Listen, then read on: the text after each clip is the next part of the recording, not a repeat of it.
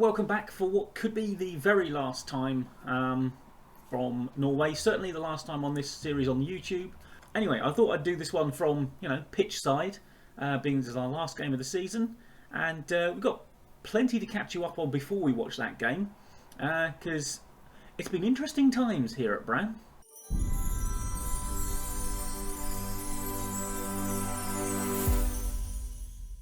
Okay, well, I advertise it as interesting times. Let's start actually not with the schedule but with the transfers, because that's where the interest really has been kicking off. We had a very busy transfer window in the end. Now, John Kitolano you knew about. He had played in the last game. We signed Rafik Zeknini to go out on the left as our inside forward. From our rivals Molde. Looks like a pretty good talent. He's played quite well out there, scored on his debut. I did end up signing Sam Vokes. I wanted just someone up front. And to be fair, Sam Vokes has come in well. He scored 9 goals in 10 games. Admittedly, he does take the odd penalty, but he's only got a couple of them, I think. Scored again on his debut. And yeah, I mean, he wouldn't have been a long-term solution up front. But then Hegebo is young and still hopefully improving, so maybe coming on. And we've been looking for more target forwards rather than the other types of forward that I had been trying to bring in. So as a result of which, Sigurdarsson I think is gonna go. Now, Leo Väisänen, centre back, Finnish I believe. Yes, he is. Good, solid centre back. He's been out injured a few times, unfortunately. Doesn't seem to be particularly injury prone, but has had a couple of problems. Supposed to be quite consistent, but he's looking good. And I mean, he's 26, so he's coming towards his prime. Decent signing, I thought. Now, Edvard Tagseth, who we signed for, as you can see, 25 million krona from Rosenborg. Now, there's another story with Rosenborg. We'll get to that. He fancies himself a bit. He wanted to be a star player, and it seemed to be the only way I was going to get him. He is good. He is very good in there. He's sort of probably more suited to ball-winning midfield, but we're playing him in the central midfield support role. And, he's slotted in okay. I mean, nothing particularly impressive. 6.88 he's averaging, but then that's not necessarily all with us, because he hasn't played 23 times with us. So some of that will have been at Rosenborg, and who knows what they were doing with him. Then these two were just a couple of sort of young talents. 19-year-old central midfielder. Not too bad already, can't tackle. But hopefully we could have made something of him. And Nicola Politi, who is a young American lad. Forward, again, as you can see, the heading, the jumping reach, so a target forward I'm looking for. A bit inconsistent, but he's only 18. Loads of potential. So, and we got him for free. So, can't complain about that. Now, going out, Olaf Obi, who had got a little bit upset because obviously I dropped him down into the second string, the second team this season, and I mean, a 13 million krona offer, I'm not going to turn that down for someone who's in my second team and is not a youngster in that second team. He's 29, so he's only going to start getting worse sooner or later. Now, some of this load of signings here, well, particularly the Tagseth signing, was prompted by Felix Horn-Mura, who came to me saying that if he wasn't going to be playing, and he's been in and out of the side, then he wanted to leave, and I ended up basically saying, yep, alright, we'll sell you. Now, this 28 million is not up front, that's in instalments, a lot of it. There was a 26 million upfront offer, but of course he wouldn't choose that, would he, and give us the money straight away? Oh no. So yeah, so he, as a result of him wanting out, that was why Tagseth had to come in, so we had someone to replace him. Similarly, I mean, Skovgard, who's been decent, but I thought it was an offer. It was at the top, towards the top end of his range, and that is why Väisänen came in to replace Skovgard. And then we sent out a few on loan, Dos Santos, who we were looking to hope to come on. Zettel, who I signed last season, but I don't think he's going to make it. He's out of contract at the end of this season. We're not re-signing. Bayret, I'll get there in a minute.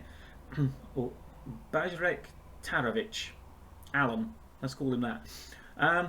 He's gone on a free. He wasn't going to make it. Now, Sigurd Geirson, who I got in on a free transfer, and he seemed to be happy to sort of go down to the second level. But then Paderborn came in with a loan offer, and I thought, well, he may as well get some football at a reasonable level.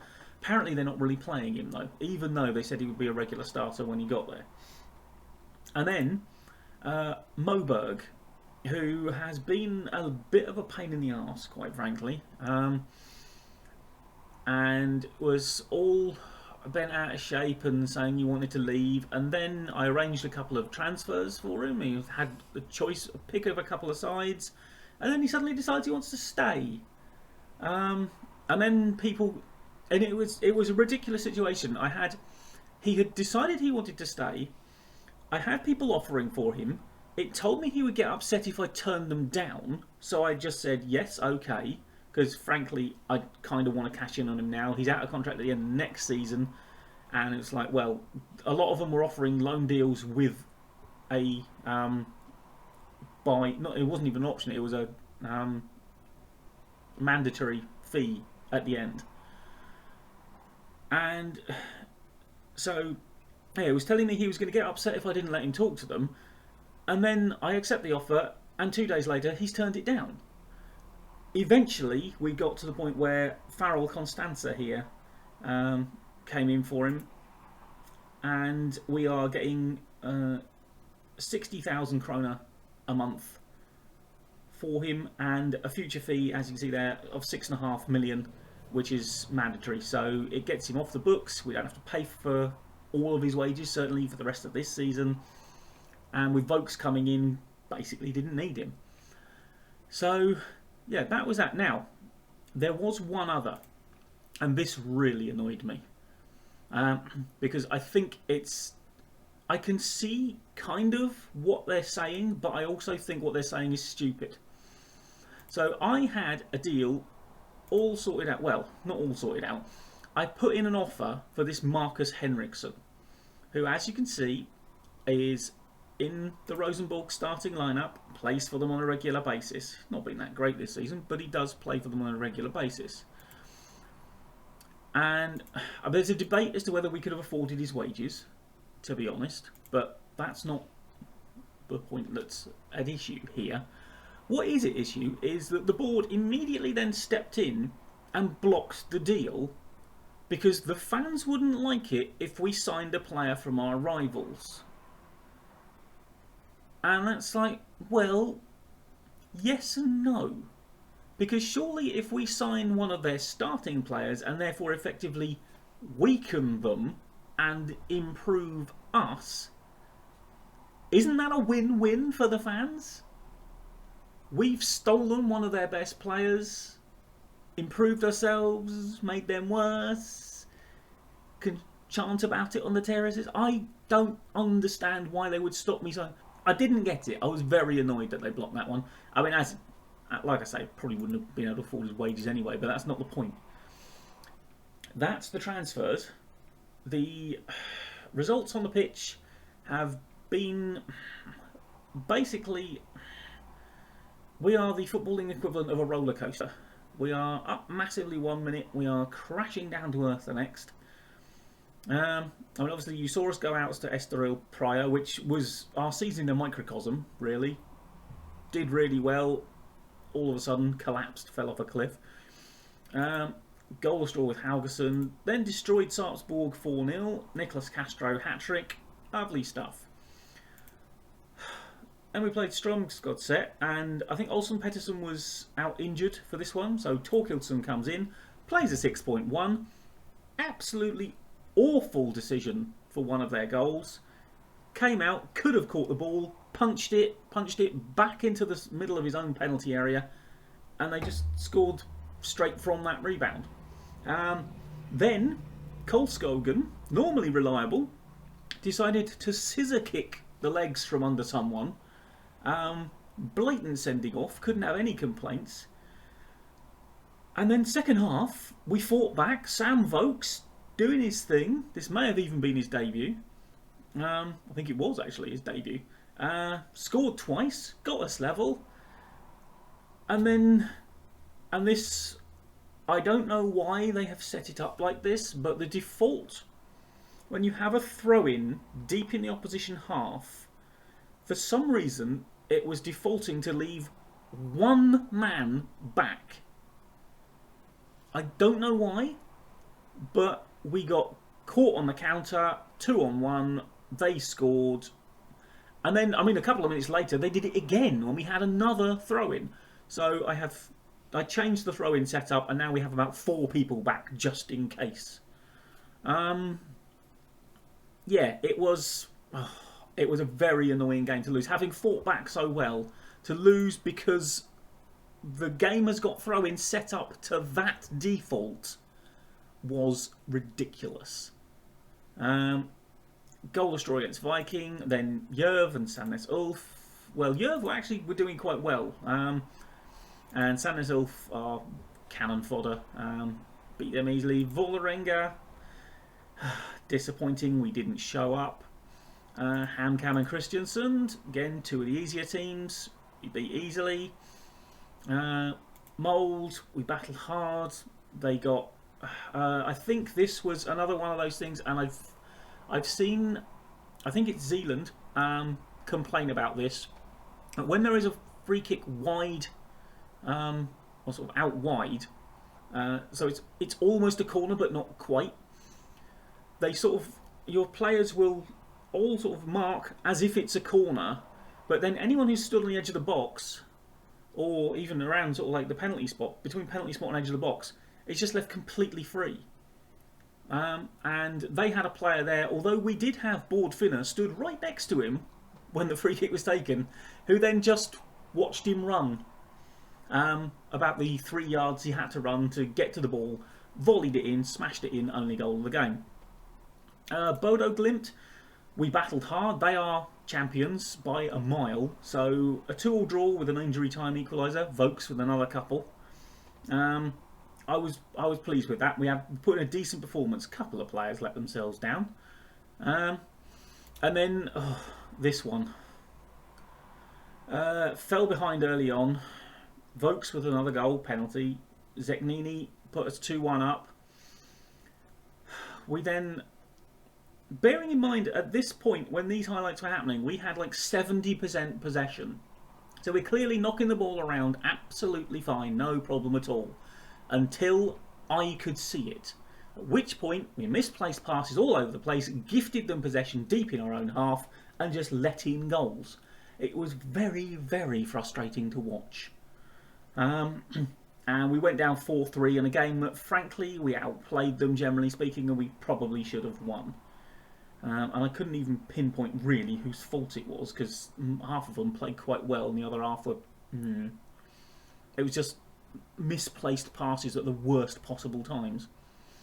So yeah, so as you can see, we have not really got any particularly good run of form or a particularly disastrous run of form.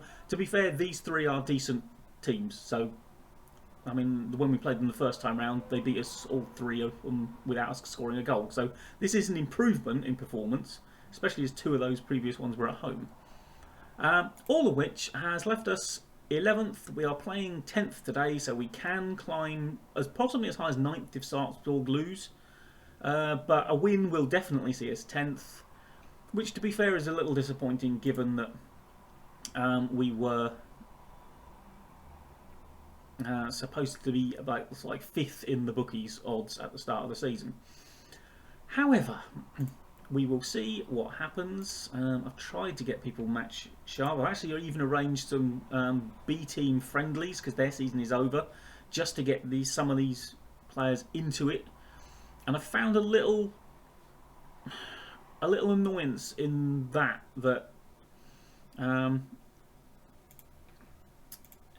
it's a thing where it will give you a message. Right, give the fans a send off. Yeah, blah blah blah.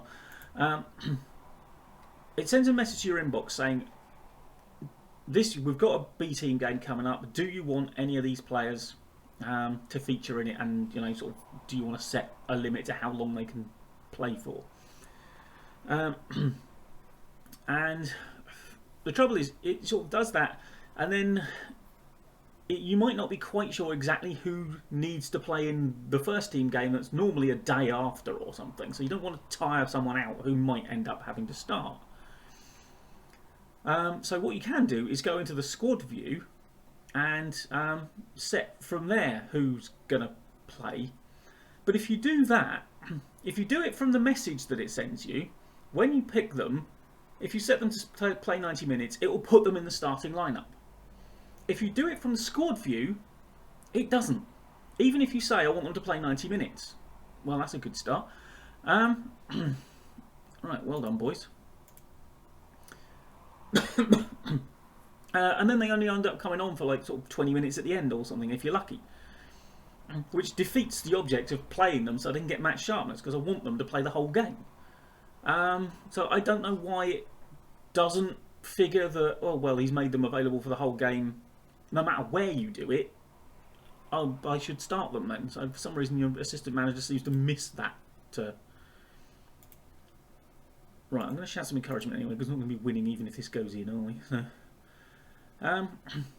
So yeah, that's a little niggle. Because it's much easier to identify who I want playing. Hey, Scarnes! From the squad screen, but it won't put them into the starting lineup. What you can do is then sort of set them to that and then go back to that message, and then it will have moved them from the ones who aren't made available to the ones who are, and then if you set all the ones who are again to available for 90 minutes, then it will put them in the starting lineup. So it's just a fiddly way of having to do it. Right, well, we seem to have levelled whilst I've been explaining that, so right, here we go. Can't see us getting a counter-attack out of this, so well, you never know, actually. Oh my good lord, a defender deciding to actually head the ball back to his goalkeeper in this economy. Good God. Right, okay. Oh my word. Oh my word. You do realise Jacquet was free down here, right? You didn't have to be a complete arse. I mean Jacquet's down here in acres of space. Look at him. Look at him. No one near him at all.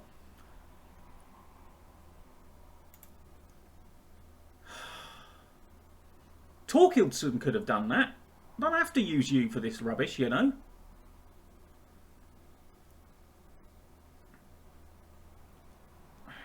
Right, now we're having to come from behind again. Christensen, this is going to be his last game for the club because he's out of contract. Oh, what a goal from Tagseth! Yeah, so Christensen is out of contract at the end of this season. He's, what, 35 now? And we have left backs aplenty coming through, so I'm not going to re-sign him to a new deal, even if we manage to actually continue with this save, which I'm not entirely sure we will. Oh, folks. That's how they have it sort of going missing in games at times. Well, it's been quite the ding-dong. And all this is getting Lillestrøm up to 9th at the moment, which is the position we'd quite like to, which presumably means Sarpsborg are losing. Yeah, I don't like what I saw from this team. Folks, completely unmoved. Probably sitting there wondering what we're on about. Being as virtually everyone else probably speak Norwegian at this point. Right, what have we got here? I might stick Hegebo on. Oh, hello, that's a terrible misplaced pass. Oh, Vokes off the post. He's the only one not really performing, isn't he? But We'll have a look after this highlight. Right, you've already made a mess of it once by mucking about with it at the back. And I know I like a patient passing attack, but there's ways and means, boys. Okay, alright, well in. Scarnes. Come on, lads. Alright, okay. Oh, hello. Well, that was a bit out of nowhere, wasn't it? Just suddenly launching it upfield. Oh, good. Here comes their quick attack. Tell me he's offside. Is he off? Yes, he's off. Goodness for that. Oh, yeah, clearly off. I did have a suspicion. Right. Now, what you may have noticed as well is there is a slightly different look to this, which you will become accustomed to in the full save, because I have downloaded the Zealand skin. Now, right, let's stick Hegabo on, because Vokes really is not doing anything, is he? Olsen Pettersson's performance is entirely down to one pass. He's getting that match rating, so right, let's go for it. What have we got to lose apart from another football match? We've done that plenty of times already. Right, demand more, go attacking. Have at you, Lillestrøm. Okay, Jensen Vasberg has given everything he has he? Well, Castro is out injured, so we're not going to be able to put him in to do anything there, are we? I could put Rilwan Hassan in there. Apparently he can play the position. He doesn't know it, but he can play it. Oh, what the hell? Why not? It's a laugh, isn't it? And let's see if we can put Rasmussen on as deep line playmaker as well. Why not? Bit of encouragement. See if we can get anything. Come on, boys. Let's steal this one in the last 10 minutes. Or just lose the ball in midfield like a muppet. Oh, for God's sake. That's exactly the sort of goal we were conceding against Rosenborg.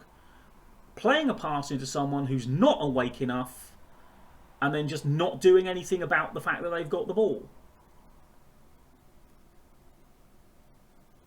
And, I mean, I think if you extended your arm, possibly.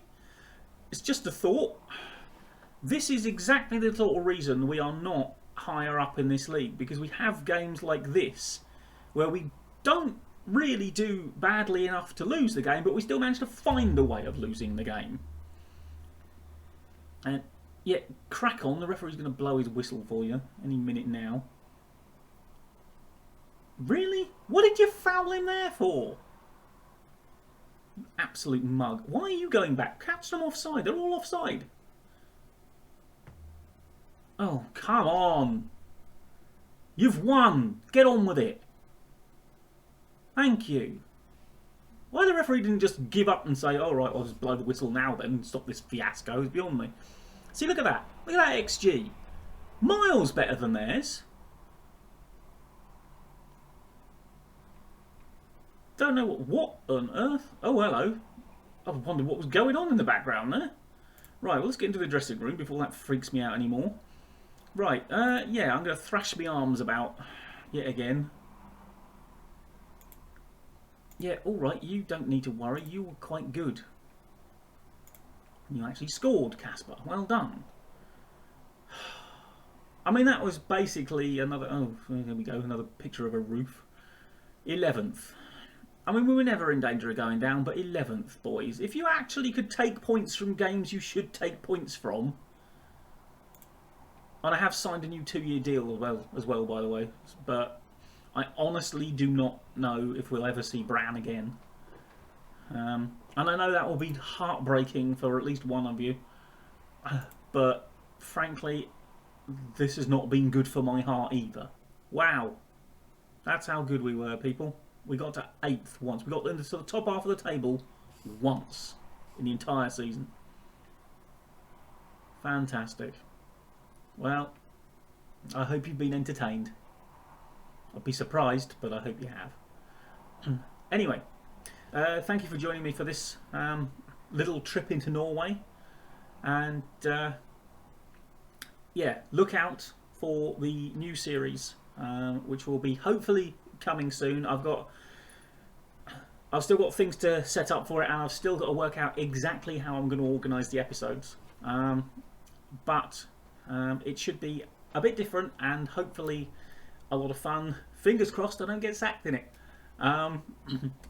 But yeah, so like I say, thank you for joining me. Like, comment and subscribe, and I will see you for the brand new save next time. Bye bye.